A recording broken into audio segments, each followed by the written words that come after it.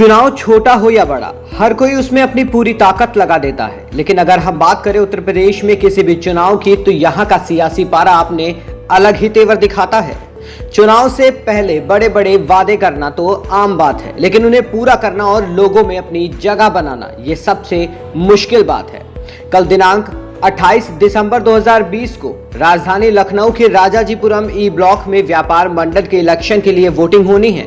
इस चुनाव को लेकर लोगों में एक अलग ही जोश है। एक तरफ प्रत्याशी अपने वादों और उपहारों से लोगों को रिझाने की कोशिश कर रहे हैं, तो दूसरी तरफ कुछ ऐसे भी प्रत्याशी हैं जिन्होंने साफ कह दिया है कि अगर वो जनता के द्वारा चुने जाते हैं तो सबसे पहले उपहारों पर पाबंदी लगाएंगे। उनकी नजर में ये किसी रिश्वत से कम नहीं। महामंत्री पद के उम्मीदवार डॉक्टर दिनेश माथुर और क्या कुछ कहा है, आइए जानते हैं। मैं डॉक्टर दिनेश माथुर राजाजीपुरम व्यापार मंडल में महामंत्री पद का प्रत्याशी हूं। मैं पूर्व में भी कोषाध्यक्ष यहाँ पे रहा हूं। राजाजीपुरम व्यापार मंडल का हर तीसरे साल चुनाव होता है। व्यापारी संवर्ग यहाँ पे है, बड़ा व्यापार होता है। उसमें क्या प्रायोरिटीज़ हैं, उसके लिए मैं आज व्यापारियों के बीच में हूँ।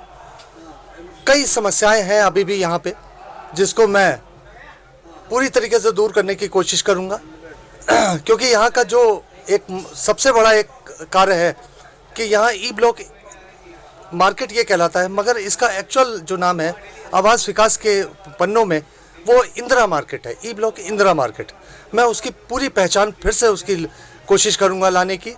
और एक सीवर की समस्या सबसे बड़ी समस्या है, जो व्यापारी वर्ग कहीं ना कहीं से उससे बिल्कुल दो चार होता है। सुबह जब आता है तो कहीं पे मेन होल भरा होता है, कहीं पे कुछ होता है। तो इन समस्याओं का मैं निराकरण करूंगा। और जब मैं राजाजीपुरम व्यापार मंडल के अंतर्गत आता हूं और जब मैं ई ब्लॉक मार्केट में प्रवेश करता हूं, तो प्रवेश द्वार के नाम पे यहाँ पे कुछ नहीं है। पूर्व के पदाधिकारियों द्वारा भी इसकी पूर्ण तरीके से अवहेलना की गई, उन्होंने कभी किसी पर ध्यान नहीं दिया। परंतु मैं आपको विश्वास दिलाता हूं कि मैं जब चुनाव जीतूंगा अगर, तो यहाँ पे सबसे पहला काम जो मेरा होगा, राजाजीपुरम व्यापार मंडल के जब आप अंदर आते हैं, ई ब्लॉक के अंदर आते हैं, तो वहाँ पे सबसे पहले द्वार होगा और वो आपके लिए होगा कि राजाजीपुरम व्यापार मंडल आपका स्वागत करता है। सर, महिलाओं की समस्याओं को लेकर क्या कहना? बिल्कुल, महिलाओं की समस्याओं के लिए मैं पिंक बूथ के लिए बात कर रहा हूँ। अगर मैं यहाँ पे चुनाव जीता तो मैं आपको विश्वास दिलाता हूँ मेरी प्रायोरिटी में भी सबसे पहले महिलाएं हैं, क्योंकि आज कंधा से कंधा मिलाकर महिलाएं साथ चल रही हैं। उसके कारण मैंने कई समस्याएं यहाँ देखी हैं। लैट्रिन बाथरूम की समस्या का बहुत बड़ा यहाँ कारण है, महिलाओं के लिए नहीं है। और मेरी प्रायोरिटी में दूसरे नंबर की प्रायोरिटी पे मेरे यही होगा कि मैं यहाँ पिंक बूथ बनवाऊँ और लेडीज़ की समस्या को हल करूँ। सर, ट्रैफिक को लेकर भी जनता बहुत परेशान है, उसके लिए क्या रणनीति है? बिल्कुल, ट्रैफिक के लिए मैं पूर्व के पदाधिकारियों ने कभी इस पे समस्या पे ध्यान नहीं दिया। कई ऐसी जगहें हैं यहाँ पे जिन पे हम ये व्यवस्था ऐसी कर सकते हैं कि जहाँ पे बाहर के लोग अपनी वाहन को या वहाँ पार्क कर सके, और इसका मतलब इसमें निकलने में कोई दिक्कत नहीं है।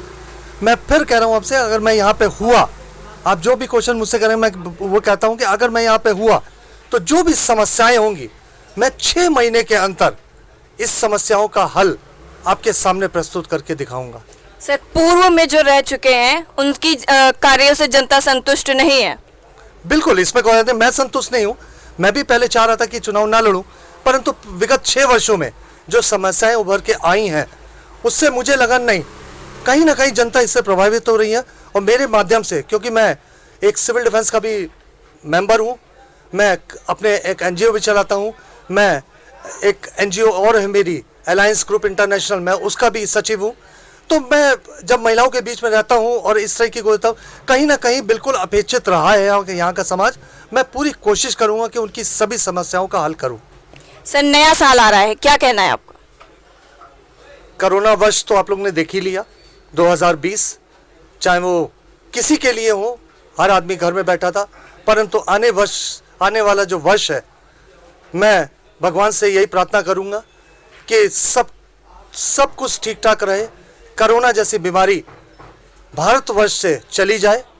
हमारे माननीय प्रधानमंत्री इस विषय में बहुत ही जागृत हैं और लगातार जनता के बीच में सामंजस्य बनाए रखे हैं।